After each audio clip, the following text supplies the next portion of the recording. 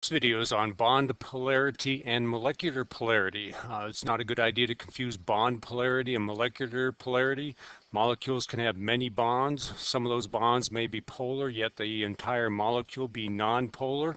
So let's focus first on polarity of bonds. So think of these as not molecules, but as bonds. So here we have a hydrogen bonded is represented by this line. That line represents a pair of electrons bonded to another hydrogen.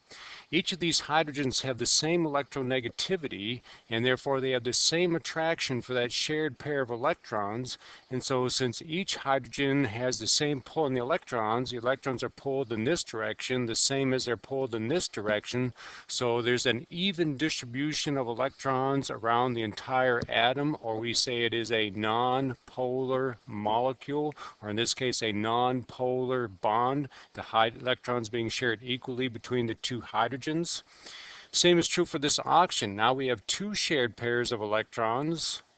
And again, the two oxygens have the same electronegativity, so they're going to pull on the electrons equally, and there'll be a net distribution of electrons around the entire bond, or bonds in this case, and that'll be a nonpolar bond, or in this case also a nonpolar molecule. But if we look at the hydrogen fluoride bond, now the fluorine is much more electronegative than the hydrogen. As a reminder, electronegativity is the tendency of an atom to gain electrons when combining with another element. And on the periodic table, it increases across the periodic table and it decreases down the periodic table. So fluorine being way over here and hydrogen being way over here, since it increases across, the fluorine is more electronegative than the hydrogen. And so even though the hydrogen does pull on the electrons, the fluorine pulls on the electrons more. And so the electrons are going to spend more time on the fluorine side than the hydrogen side. And if we were to draw an electron density map, we should draw it something like this. And so the electrons spend more time with the fluorine than with the hydrogen. That leaves this side of the molecule positive, this side of the molecule or bond negative, making that a polar bond, or in this case, if that is a molecule as well, a polar molecule. If we look at the phosphorus-sulfur bond, the phosphorus and the sulfur are right next to each other on the periodic table. Therefore, they have a very slightly different electronegativity, and so the bond may be only slightly polar. Might spend a little bit more time with the sulfur than with the phosphorus. It's best to actually quantify this if you're not sure. And so on your reference sheet, you do have both of these tables. This is a table of electronegativities of all the various elements. And this is a table of the various types of bonds. And so if we look at the oxygen fluoride bond here in letter A, the oxygen has a value of 3.5. and the fluorine has a value of 4.0. That makes the electronegativity difference of 0.5, and so that falls into this range, making that a covalent moderately polar bond. If we look at the oxygen-oxygen bond, again, these two elements are the same. This oxygen has an electronegativity of 3.5. This one is also 3.5, making the electronegativity difference 0. So that falls into this range, making that a covalent nonpolar bond. The hydrogen fluoride bond, hydrogen is 2.1, the fluorine is 4.0. That makes the electronegativity difference 1.9. And if we find 1.9 on our table of bond types, that makes that a covalent very polar bond. And if we look at the lithium fluoride bond, lithium has a value of 1.0, fluorine 4.0, making the electronegativity difference 3.0. And anything that is greater than 2 is going to be an ionic bond.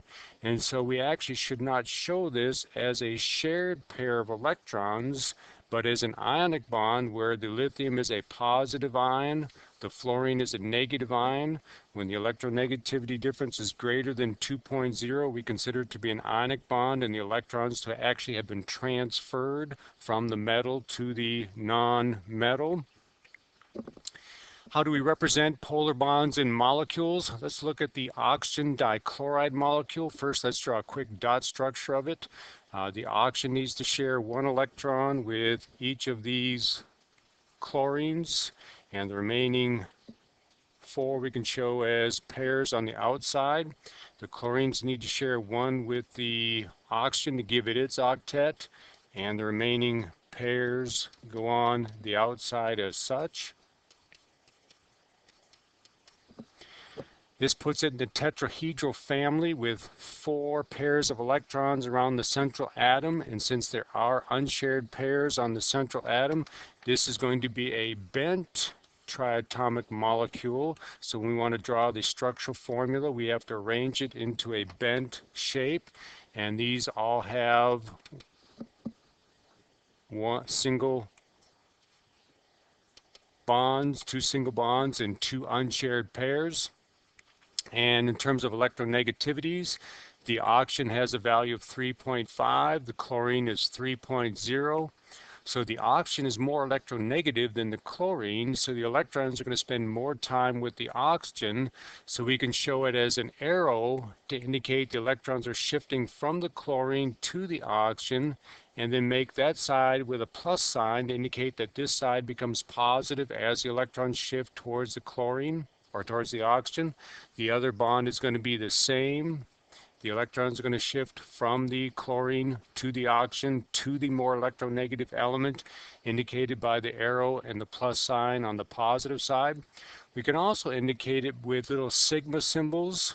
The Greek letter sigma looks like this, and if you do sigma positive, that indicates that's the positive side of that bond. And if you put a negative by it, indicates that's the negative side of the bond. Same thing for the other side. Since the oxygen is more electronegative than the chlorine, that's going to be the sigma positive side. And this is going to be the sigma negative side to indicate the polarity of that bond.